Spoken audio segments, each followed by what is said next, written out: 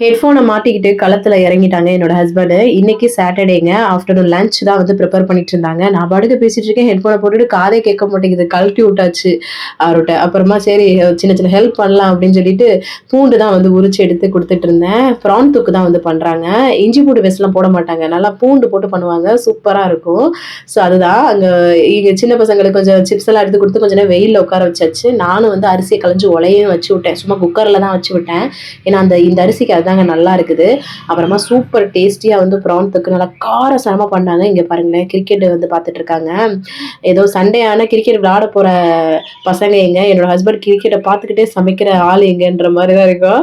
அப்புறம் துணியெல்லாம் காய போட்டு நானும் கொஞ்ச நேரம் வெயில்ல உட்காந்துருந்தேங்க. செம்ம டேஸ்டியா நல்லா மிளகுத்தூள் எல்லாம் போட்டு காரசாரமா ப்ரான் தொக்கு பண்ணியிருந்தாங்க. உண்மையாவே சூப்பரா இருந்துச்சு. இன்னைக்கு கொஞ்சம் சீட் டே பண்ணியாச்சு. ரைஸ் எல்லாமே வச்சு செம்மையா இன்னைக்கு நாங்க வந்து சாப்பிட்டோங்க. உங்களுக்கு ப்ரான் பிடிக்குமான்னு மறக்காம கமெண்ட்ஸ்ல சொல்லுங்க. தேங்க்ஸ் ஃபார் வாட்சிங்.